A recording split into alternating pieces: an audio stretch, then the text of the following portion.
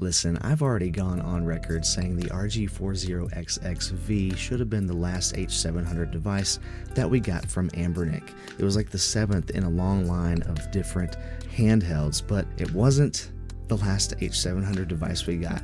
They went ahead and announced another one. It is the RG CubeXX. This guy right here. It is the same as the RG Cube that they released earlier this year, except not as powerful. They put an H700 chip in here, and I honestly did not see that coming. I didn't think we had any room left for another one of these devices, but that said, the RGB30 was one of my favorite devices of last year. In fact, I think it was my device of choice last year, and this might replace it, so we're gonna unbox it and see what it's all about. It's a nice clean white box, Anbernic style, has a nice silver embossing around the display of the device. Let's go ahead and jump right in. You have your device right on top, protected by a little bag and some foam, an instruction manual underneath, and a charging cable in that white box. There's no screen protector with this one, unfortunately. They've kind of done away with that at Anbernic. Nope, I opened it upside down. There we go. And shing! Wow, so clean. Look at the back of this thing. This looks so good. Those bump outs, it sits really nice in your palm, and you can grip it with your middle fingers back here really well. I mean, seriously, I'm not lying. This feels really comfortable to hold. The bumpers are a little odd. It feels like my knuckle rests right here, and then I don't know.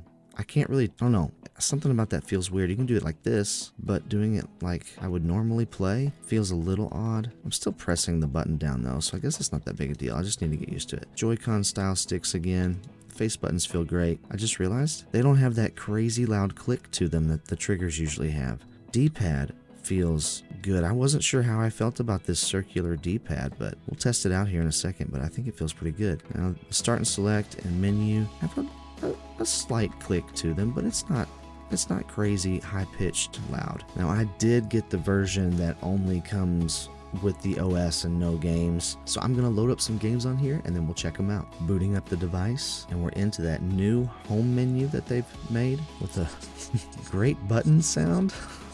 Let's go ahead and turn those off. Of course, you got your game rooms, which nobody recommends you use. Just use RetroArch games. It's going to have your systems listed here once you load up games, or if you got preloaded games, that's where they'll be. And your app center, you can put music on here to listen to, as well as video. When you open up that app, it will just ask you, like, oh, there's a video on here. Looks like it's the trailer for this device, and we'll just go ahead and listen to the speakers.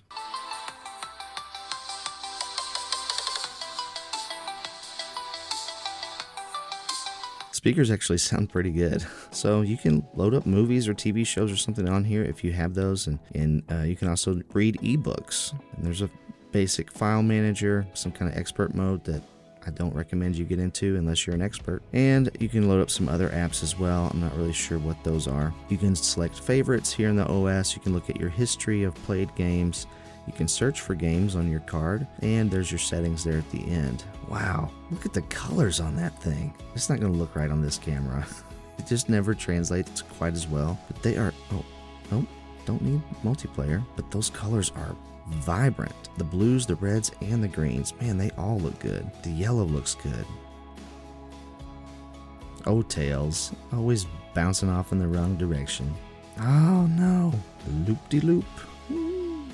Man, it looks good, y'all. So once you get to a spot where you want to save your game, you're going to hold menu and hit R1. It's going to pop up there in the bottom left corner that it saved your game. I'll do that one more time where you can see it. Saved state. Then when you want to load that game, say I want to load back to my save, I'm going to hold menu and hit L1. Just like this, and it's going to load right back to where I was. You can also fast forward through cutscenes by holding M and R and hitting R2. And it's going to fast forward. You'll see that symbol right there. If you have the frame rate up, you'll see the frame rate kick up fast. Wouldn't recommend playing Sonic like this though. And then once you're done and you want to exit to the menu, you can do that by hitting menu and B, and then scrolling down to quit right here in RetroArch. Or in the game, you can hold menu and hit start, and it will exit out. You also get retro achievements on here that you can log into, and those are really fun. I'm not gonna win this battle. No. Shinobi is so hard. Try a little God of War.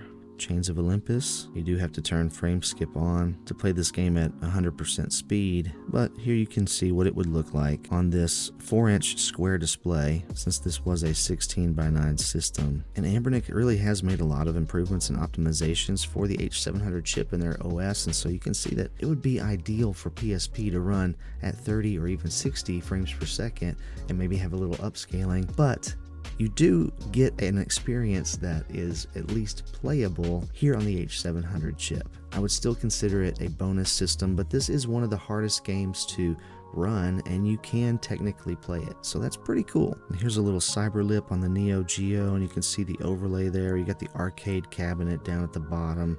It's kind of neat. You can use the joystick or the D-pad. These guys look like Terminators. It's kind of a cool game. But you only get one hit. When you come back, you get this sweet jet for a few seconds. It's definitely a cool game. I do recommend checking this one out. Oh man, I like the little animations. But that's a quick first look at the RG CubeXX. It's a pretty cool device. I really like how comfortable it is. I really like this D-pad. I'm going to be testing this one out.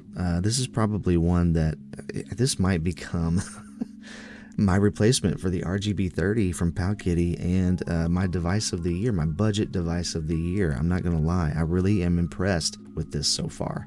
But hey, if you want to check out that full review, make sure you hit subscribe and like this video, share it with a friend. All that stuff really helps out. I'm working really hard to try to get to 5,000 subscribers by the end of this year, and I'd really appreciate your support. But thanks for watching, stay kind and encouraging out there, and I'll catch you on the flippity flip.